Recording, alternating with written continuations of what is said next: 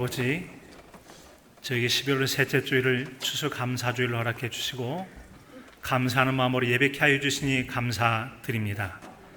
저희가 너무나도 소중한 하나님의 은혜와 사랑을 받고 살지만 때때로 감사를 잊어버리고 때때로 소중한 것들을 당연한 것처럼 여기고 살기에 저에게 다시 한번 감사를 기억하는 삶을 살도록 감사의 절기를 주셨음을 감사드립니다.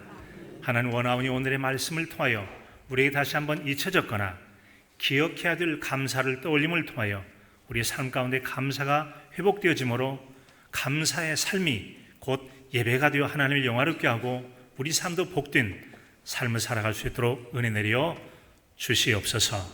예수 그리스도 이름으로 기도하옵나이다. 아멘. 단풍이 들고 낙엽이 질 때쯤 되면 한 번쯤 떠올려 보는 한 시인의 시가 있죠. 가지 않는 길이라는 시입니다. 노란 숲 속에 길이 두 갈래로 났었습니다. 나는 두 길을 다 가지 못하는 것을 안타깝게 생각하며 오랫동안 서서 한 길이 굽어 꺾여 내려갈 때까지 바라볼 수 있는 데까지 멀리 바라다 보았습니다. 그리고 똑같이 아름다운 다른 길을 택했습니다. 중간 생략하고 훗날이 나는 어디선가 한숨을 쉬며 이야기할 것입니다. 숲속에 두 갈래길이 있었다고, 나는 사람이 적게 간 길을 택하였고 그리고 그것 때문에 모든 것이 달라졌다고. 로버트 프로스트라고 하는 분이 쓴 시죠. 시는 독자가 생각하기 나름인데 이 두 가지 점은 이 시에 대해서 저는 좀 말씀을 드려보고 싶습니다. 첫째는 그는 선택의 갈림길 앞에서 매우 진지하게 생각하고 고민하며 신중하게 길을 선택했다고 하는 점입니다.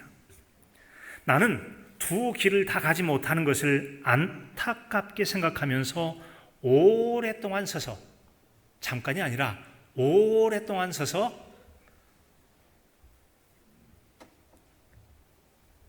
어느 한쪽 길을 선택했죠. 한 길을 가지 못하는 것 때문에 정말 이 길로 가야 될까? 저 길로 가야 될까? 정말 망설여진 그 상황 속에서 선택의 실수를 줄여보고 지혜롭고 최상의 선택을 하기 위해서 얼마나 진지하게 고민하면서 그렇게 한 길을 선택했는지를 우리에게 들려주고 있죠. 그러기에 이처럼 아쉬움을 간직한 채 오랫동안 서서 선택을 고민했다고 하는 점이죠. 인생은 신중하게 진지하게 살아가는 모습, 아주 인생을 신중하고도 진지하게 살아가는 시인의 모습을 오늘 말씀을 통해 들어볼 수 있습니다. 오늘이라는 바로 우리 모두 나의 인생이라고 하는 것은 우리가 과거에 여러 가지 선택을 하고 또 선택을 했던 선택의 반복이 오늘 바로 나아가 지금 내 삶이라는 시점이라는 거죠. 우리는 대충 살아온 사람은 없습니다. 나름대로 내가 살아나간 날 동안 잘 살아보겠다고 매 순간마다 최선의 선택하고 해서 오늘 이곳에 온 거 아니겠습니까?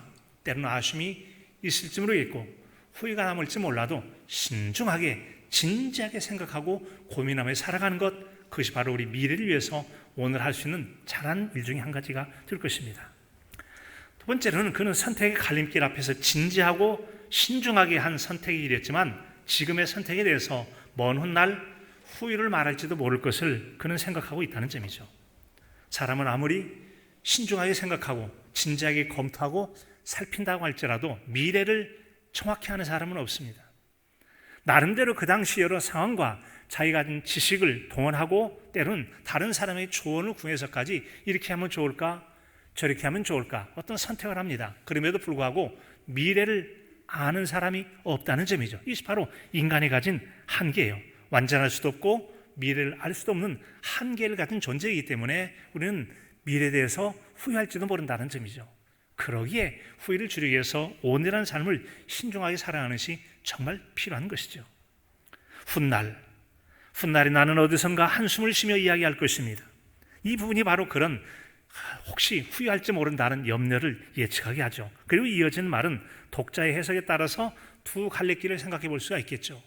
내가 그때 그렇게 진지한 고민과 또 생각을 하면서 어렵사리 결정했기 때문에 지금 이렇게 내가 잘 살고 있다고, 아니면 반대로 그렇게 했음에도 불구하고 지금 내가 이 꼴이 됐다고 생각할지 모르겠어요. 자, 숲속에 두 갈래 길이 있었다고, 나는 사람이 적게 가는 길을 택하였다고, 그리고 그것 때문에 모든 것이 달라졌다고. 어떻게 달라졌다는 거예요? 그가 말하는 그 선택 때문에 모든 것이 달라졌다는 좋은 의미로 그렇게 말할 수도 있겠고, 참 안타깝게도 인생이 꼬여가지고 내가 지금 이런 꼴이라고 말하는 사람도 있을 수 있다는 점이죠. 자, 여러분, 그가 어떤 말을 했을지 독자의 몫에 맡기지만, 그러나 저는 그가 했던 말에 긍정적인 면을 추측해 봅니다. 왜인가 하면 그가 남겼던 말 중에는 감사하는 마음은 영원한 봄이며 마음의 핀 꽃이다 라는 말을 했어요. 감사하는 마음은 영원한 봄이다. 즉, 지금이 낙엽이 지는 가을이고 쓸쓸하고 우울한 감정이 들지 모르지만 감사를 하는 사람의 마음 속에는 자연적인 계절을 초월해서 언제나 그의 마음이 내 영혼의 햇빛 비치니 새 봄처럼 살아갈 수가 있고 마음의 꽃이 피어난대요. 한창 땐 거죠. 향기가 있어요. 벌나비가 몰려들어요. 얼마나 생기가 있고 삶의 행복이 있겠습니까?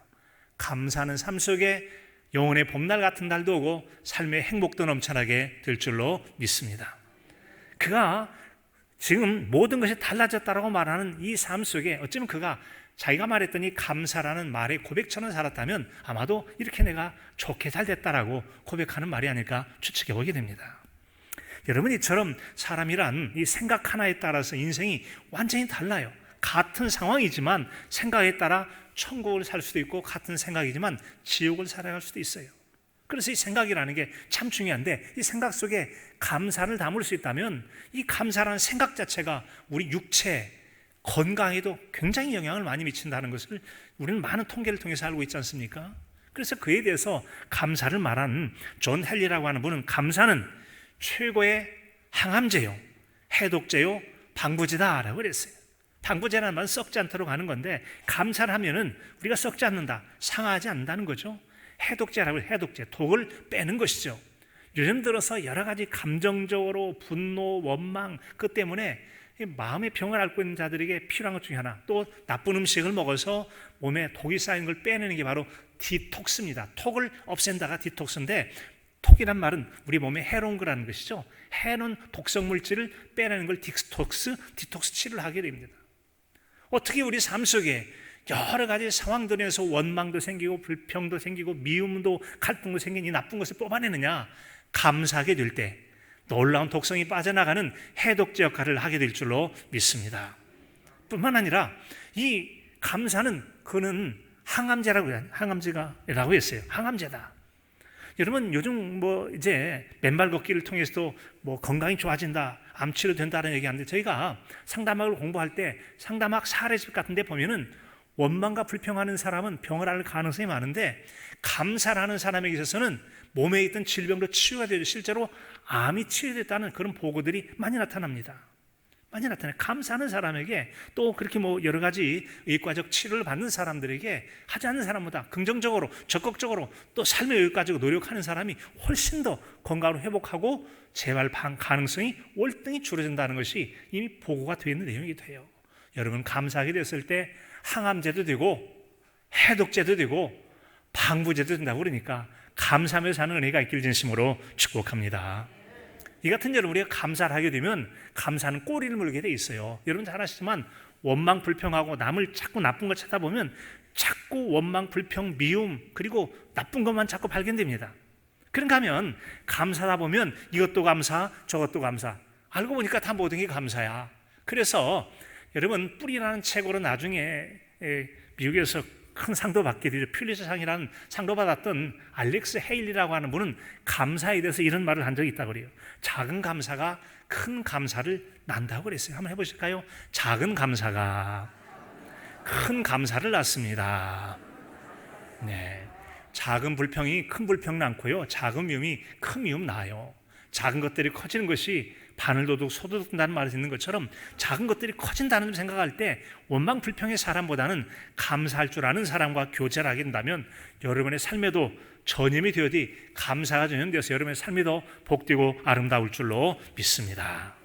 여러분, 이같이 우리가 감사를 하며 사는 게 복인데, 저는 어젯밤에 여러분 이제 설교 준비하고 또 다시 기도하고 내려가서 막 굉장히 마음에 몰려오는 감동을 막 찌릿하고 막 그런 놀라운 감동이 느껴지더라고요. 바로 1절 말씀 때문에 그래서 1절 말씀.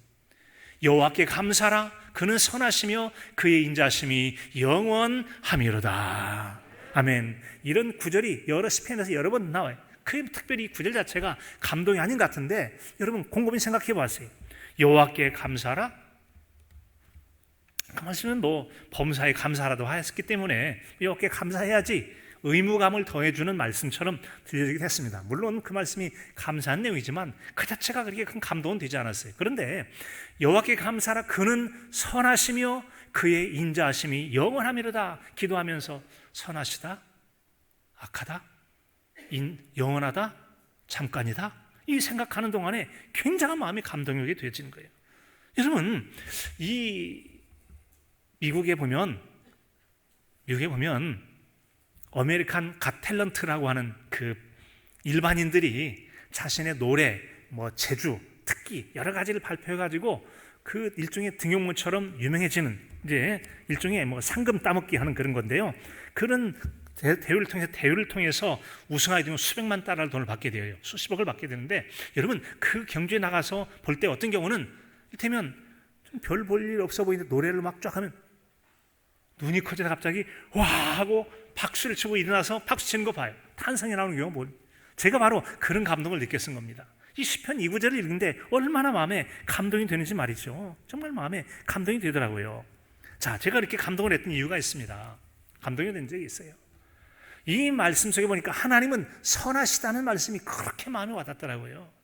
여러분, 세상을 살아가면서 누군가 여러분의 사랑을 베풀었다면 그가 선한 뜻으로 했든 악한 뜻으로 했든, 또 소위 말하는 선거철이 되어지면 한 표 찍어달라고 해서 했든지 어떤 마음으로 했든지 간에 여러분에게 사랑을 베풀고 선을 베풀었다면 그에 향해서 감사하실 수 있기를 바랍니다. 그것이 과거일지라도 그를 향해 감사하는 마음이 중요해요. 하지 않은 것보다는 나에게 선을 베풀었으니 감사한 일이잖아요. 자, 그런데 여러분, 악한 사람도 한때는 선할 수 있고 자신의 욕심이나 목적을 위해서 선을 행할 수 있게 되어지는데, 하나님의 행하심은 선함을 가지고 행하신다는 점이죠. 하나님은 선함을 가지고 행하신다. 그러니까 그 마음이 바뀔까요? 바뀌지 않을까요? 바뀌지 않는 선한 마음을 가지고 우리에게 여러분 선을 베풀어 주시니 얼마나 감사해. 이 생각하니까 맞아.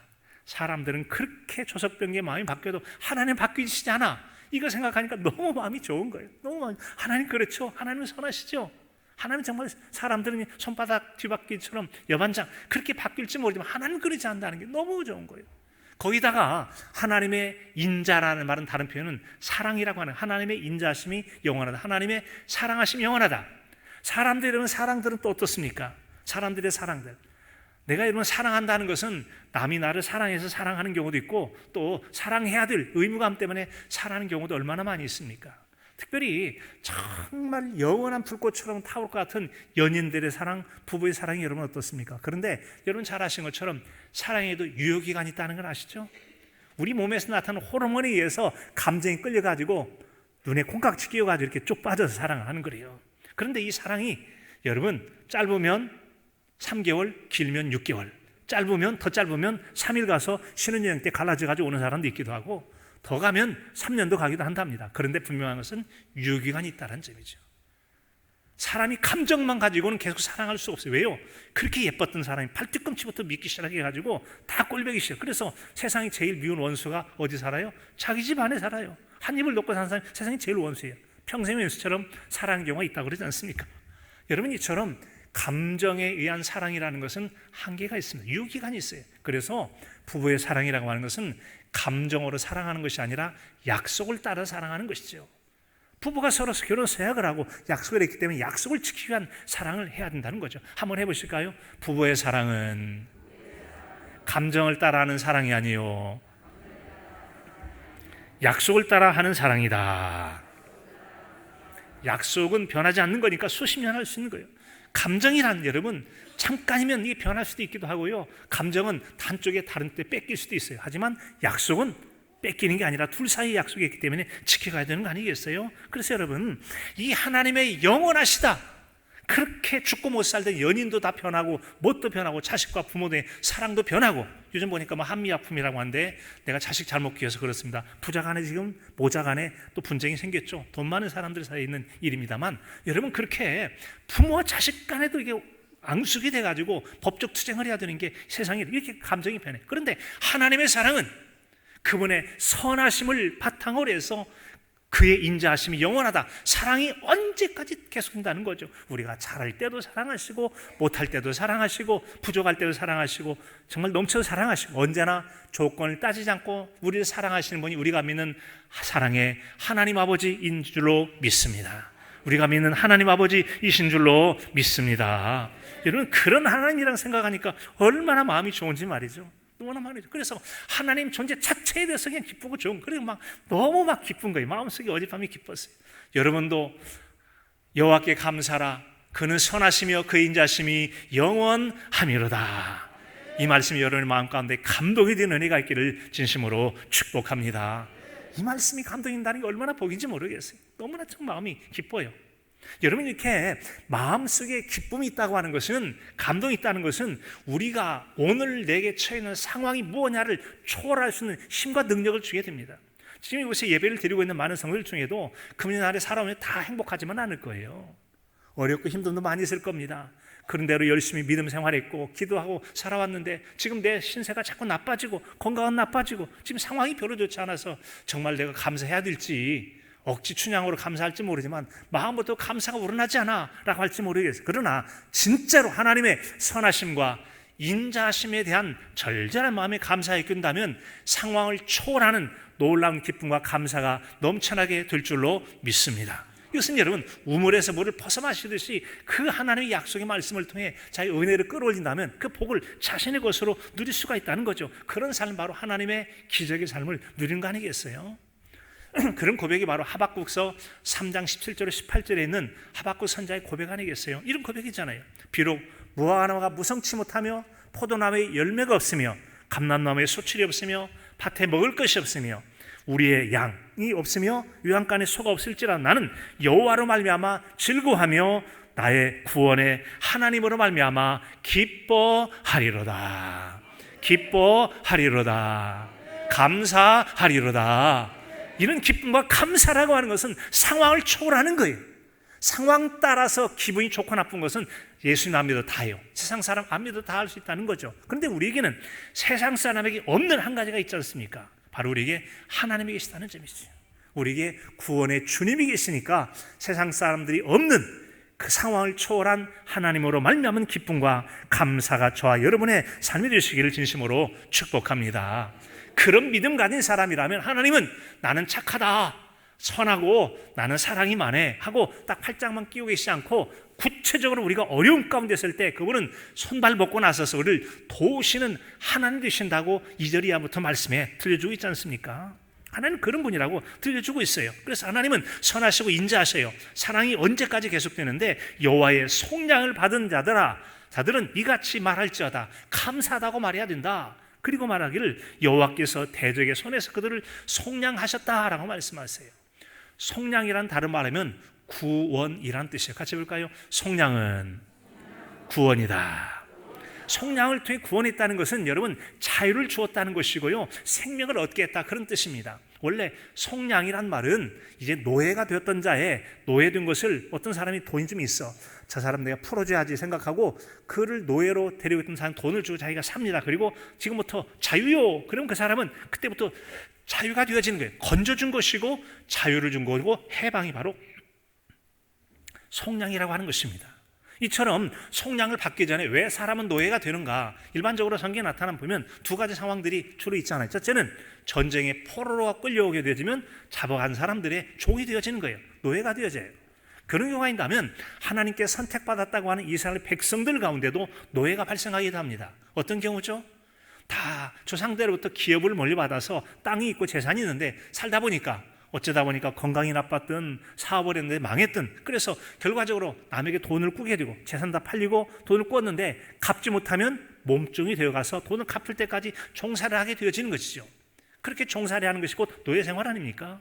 그래서 이스라엘 백성들 가운데는 7년이는 안식년 때 자유하게 하는 게 있게 되어지고, 또 적어도 50년이 되어지면 옛날 땅도 다 원래 주인에게 돌려주는 희년제도, 기쁨의 해라는 주빌리 희년의 때를 정해주고 있지 않습니까? 그렇게 하나님께 주셨는데, 여러분 그때까지는 어떻게 되냐? 땅도 남의 것이고 남에게 종살해야 하는 그런 종살해야 됐는데, 하나님께서 우리를 속량해 주셨다고 말씀합니다. 하나님은 우리를 누구로부터 속량하셨을까요? 공중에 권세하는 악한 영으로부터 우리를 자유하고 해방하도록 속량의 은혜를 베풀어 주신 줄로 믿습니다. 하나님은 바로 그의 아들 되신 예수 그리스도의 핏값으로서, 아들의 십자가에 내어주시는 아들의 핏값으로 우리를 사셨고, 예수님은 아버지의 뜻 앞에 기꺼이 자신의 생명을 제물에 제단에 드림을 통해서 저와 여러분을 사망에서 생명으로 옮겼고 죄로부터 구원의 은혜를 베풀어 주신 줄로 믿습니다. 이처럼 우리 모두는 비록 온 천하를 죽어도 살 수 없는 생명을 얻은 사람이에요. 속량을 얻었고 죄로부터 벗어나 자유하게 하고 사탄의 지배에서 벗어나 살게 하는 속량을 받은 자라죠. 그래서 속량을 받은 너희들아 그렇게 말할지어다. 뭐라고요? 감사합니다. 하나님 감사합니다. 하나님께 감사의 말을 하고 살라고 말씀하시는 거예요. 그리고는 이어지는 대적의 손에서 그들을 속량했다. 대적은 사탄 마귀잖아요. 자, 이렇게 속량을 해내신 것입니다. 자, 그리고 이어지는 말씀 보니까 동서남북 각 지방에서부터 모으셨다. 그리고 4절 5절에 보면 그들이 광야 사막길에서 방황하며 거주할 성읍을 찾지 못하고 줄이고 목말라 그들의 영혼이 그들 안에서 피곤하였도다 라고 말씀하고 있어요. 우선은 3절을 보게 되어지면 모세가 출애굽을 할 때 하나님의 명령을 따라 백성들을 모으죠. 그리고 이렇게 해서 6월절을 준비해서 출애굽하게 되어집니다. 그런데 오늘 말씀은 제2의 출애굽이라고 말할 수 있는 이스라엘 나라가 하나님께 범죄하다 망해버리잖아요. 바벨론이라는 먼 나라의 포로로 끌려갔다가 고레스 왕 5년 때 초서를 내터서 자유다 해방이나 돌아가라고 했습니다. 그때 하나님께서 바벨론 각지 흩어졌던 사람들을 모으기 시작한 거죠. 너희들 귀환하도록 준비하라. 그리고는 이제 하나님의 사람들을 통해서 이스라엘 땅으로 되돌아오게 되잖아요. 그런데 처음 출애굽할 때와 달랐던지 이들이 제2의 출애굽이라고 말하는 바벨론에서 돌아올 때는 중간 과정이 방황 과정이 좀 있게 되어집니다. 경제적인 면에서 좀 어려움도 있기도 하고 바로 도시에 들어가 머물 곳을 찾지 못했던 것 같아요. 출애굽기 과정에 보면 하나님께서 출애굽하기 전에 이웃 사람들에게 물품을 팔아서 은금을 준비하도록 합니다. 보석을 준비하고 옷까지 준비하라고 하는데 이웃 사람들이 호의를 베풀어서 잘 도와줬다고 성경이 기록하고 되어 있어요. 하나님께서 주변 사람들의 마음에 호의를 베풀어서 이스라엘 백성 너희 그래 좋은 이웃이니까 내가 바꿔주지. 돈 주면 은 주고. 왜냐하면 이집트를 떠나면 돈이 필요가 없잖아요. 그들이 가진 것들 중에서 재물도 필요가 없잖아요. 그래서 그들이 은과 금 같은 것으로 옷가지를 준비해서 떠나서 준비를 시켰는데 오늘 3절에 보니까 각지에서 모아 저 먼 나라에서 먼 곳에서 이스라엘 망해버린 나라 다시 돌아오는 과정 가운데 보니까 중간에 방황을 했다고 나와 있어요. 광야에서 방황을 했고 뿐만 아니라 사막길에 방황하고 거주할 성읍을 찾지 못했다. 바로 인도를 받지 못하는 그런 고생스러움이 있었다는 거죠. 그러다 보니까 사막에서 먹을 것이 없으니까 배가 고프잖아요. 마실 물이 없으니까 목말라 하잖아요. 그래서 영혼이 곰핍해져요. 마치 이스라엘 백성들이 출애굽하고 광야에 가는 동안에 당장 물 없으니까 에이 모세로 원망하고 돌아가자. 고기도 없고 뭣도 없고 이집트에서 먹을 때는 종살이는 했지만 부추도 있고 자극성이 있고 먹고 싶은 거 먹었는데 광야에서 먹을 것도 없고 이거 맹맹하고 정말 다시 돌아가자. 그렇게 불평이 생겼듯이 이들 가운데도 마음의 영혼이 어떻게 됐다고 말씀합니까? 그들의 영혼이 피곤했다, 곰핍하게 됐다, 이런 상황이 그들 가운데 벌어졌다라고 들려주고 있습니다. 바로 이와 같이 그 하나님께서 인도하신 사람이라 할지라도 곤고하고 힘든 날을 경험할 수 있다는 것이죠. 예수 그리스도를 믿고 사는 삶 가운데 때로는 곤고하고 힘들 때가 있을 수도 있다는 점이죠. 여러분 그 점들을 생각하며 살아가실 수 있기를 바랍니다. 그때 바로 이제 믿음 있는 사람과 믿음 없는 사람이 차이가 나게 되는데 6절 말씀 보면 이렇게 말합니다. 이에 그들이 광야에 나와서 헤매다가 들어갈 도시도 없어요. 먹을 것이 없어서 배고파요. 마시는 물 없어서 갈증이 나요. 영혼이 곰핍해요. 그때 믿음이 갈라지게 되는데 어떤 사람은 원망과 불평을 하다가 불배에 몰리고 하나님께 오히려 재앙을 당하는 경우가 있는가 하면 그때 건강한 믿음을 가진 사람은 하나님 앞에 기도한다는 점이죠. 6절이 들려줍니다. 이에 그들이 근심 중에 여호와께 부르짖음에 곧 그들의 고통에서 건지시고. 오늘 여러 가지 고통과 어려움에 문제가 있으십니까? 하나님께 기도하신다면 하나님이 들으시고 건져주시는 놀라운 회복의 은총을 베풀어 주실 줄로 믿습니다. 그들은 바로 기도를 선택한 것입니다. 바른 길로 나아가는 기도를 했다. 이것이 바로 우리가 살 길이라고 하는 것이죠. 기도의 별명이 있습니다. 기도는 영혼의 호흡이요 하나님과의 대화다라고 하잖아요. 주요 한 분하고 대화하는 것은 굉장히 가치가 있는 일입니다. 가치가 있는 일이에요. 최근에 미국 47대 대통령로 당선된 트럼프라는 분이 있어요. 그런데 한국 윤석열 대통령이 전화를 했는데 12분간 통화를 했대요. 12분간. 많이 한 건가요? 적게 한 건가요? 필요한 만큼 했겠죠? 그런데 일본에 이시바라는 총리가 있게 되는데 전화 몇 분 했게요? 요만큼 했대요. 5분일까요? 50분일까요? 일본이 훨씬 더 가깝고 그러니까 더 오래 했을 것 같죠? 5분밖에 안 한 거예요. 이것이 바로 일본의 신문이라고 난리가 난 거죠. 아니 그 귀한 분하고 대화를 좀 오래 해야지 어떻게 이시바 총리는 그 고작 5분밖에 전화를 못했단 말이야. 좀 뭔가 좀 친밀감도 갖고 해야 되는데 우리 총리가 좀 문제가 있는 거 아니야? 이러다가 어떻게 어려움 당하는 거 아니야? 그래도 아베 총리는 이전에 20분이나 했다는데 4분의 1로 싹둑 잘려가지고 5분밖에 안 했다고. 이것이 문제가 되어지는 거예요. 여러분 소중한 사람과의 대화라는 건 의미가 있고 가치가 있잖아요. 가치가 있어요. 아무나 안 만나주잖아요. 그 사람과의 의미 있는 사람과의 만남은 도움을 받기도 하고 특별히 트럼프의 경제정책 같은 경우 생각할 때 각 나라가 지금 초긴장을 하고 있는 상황 속인데 그런 소중한 인물하고 대화를 짧게밖에 안 했다니까 얼마나 많이 불안감이 생기겠어요. 소중한 사람과의 만남의 값어치가 얼마나 비싼가 하면 여러분 가이 스파이어라고 하는 분이 있어요. 이분이 영국 케임브리지 대학에서 수석을 하고 미국 또 하버드 대학에서 석사 과정을 마친 그런 사람이에요. 이분이 썼던 책 중에 워런 버핏과의 점심 식사라고 하는 책이 있어요.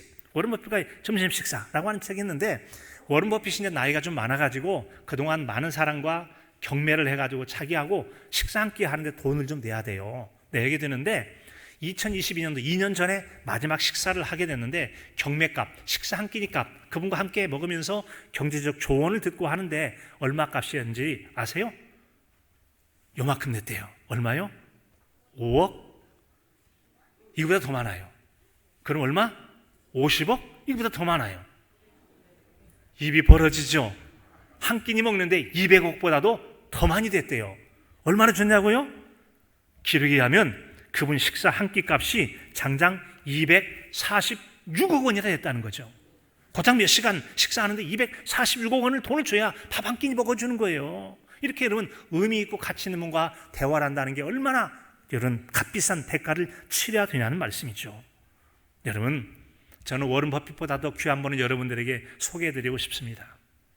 그분은 바로 우리가 믿는 하나님 아버지이십니다. 기도는 곧 대화라고 말씀했죠. 워런 버핏은 분명히 여러 가지 투자라고 해서 주식 투자를 해서 돈을 버는데 여러 가지 인생 경험에 도움이 되는 게 많이 있을 겁니다. 하지만 여러분 그런 인생의 지혜와 돈벌이 가지고 영혼을 살 수 있습니까? 온 천하를 주고도 살 수 없는 생명을 주시는 분이 우리가 믿는 하나님 아버지이신 줄로 믿습니다. 바로 그분과의 대화. 아무리 하나님과 대화 오래 했다고 해서 246원 내라고 합니까? 246억은커녕 100원도 내라고 하지 않아요.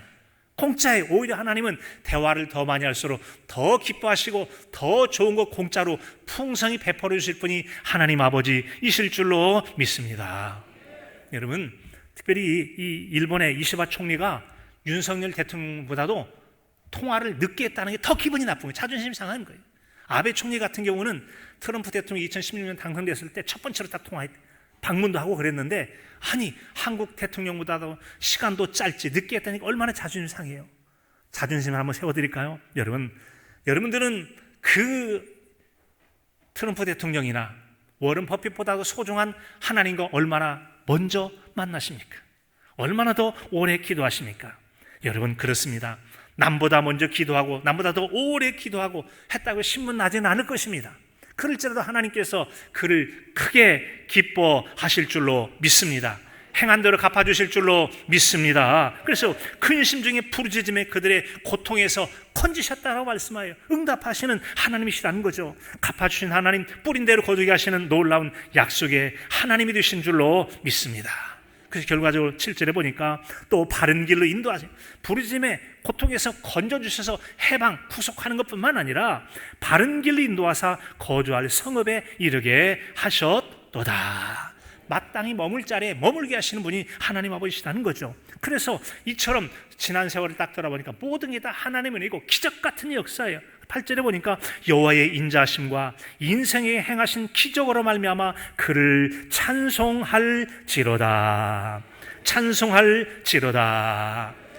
비록 오늘 내가 살아가는 것이 내 마음에 안 들지는 모르지만 각 인생에 베푸신 기적의 삶을 우리는 살아갈 수 있다는 거죠. 하나님의 은혜마저 없었다면 지금 우리가 어떻게 살아갈지 지금과 비교가 되지 않을 거예요.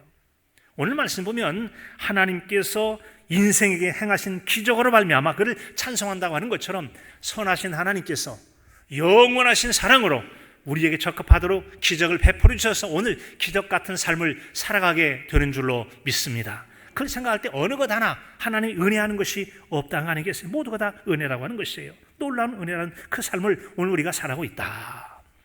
여러분, 감사는 축복을 담는 그릇이라는 말도 있지 않습니까? 아리스토텔레스는 인간의 마음 중에 가장 쉽게 늙는 부분이 있다면 그것은 감사하는 마음이다.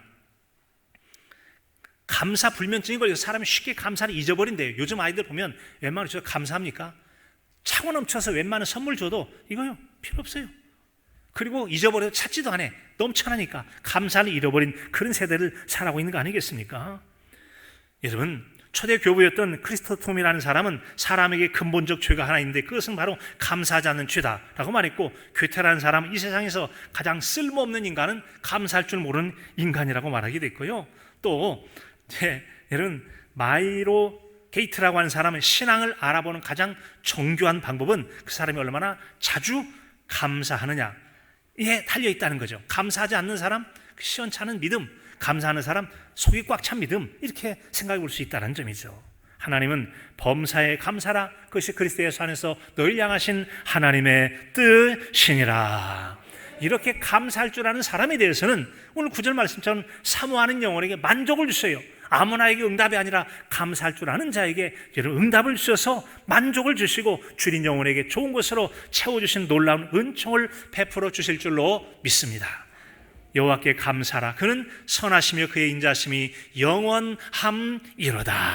선하신 하나님의 인격에 의지해서 기도하시고 특별히 감사한 삶을 통해서 감사가 더 풍성해지고 나누며 섬기며 사는 복 있는 저 여러분의 신앙이 삶이 되실 수 있기를 간절함으로 축복합니다.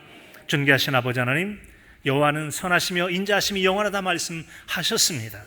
또 그들의 간구를 들으셨다고 말씀하셨고 인생이 베푸신 기적으로 말미암아 찬송한다고 신이 고백했습니다. 우리도 그런 신앙의 고백을 통해서 하나님 베푸시는 채워주심의 만족과 주님 영혼의 좋은 것을 주심으로 인하여 감사하며 살아가는 우리 모두 이게 하여 주시옵소서. 예수 그리스도 이름으로 기도하옵나이다. 아멘.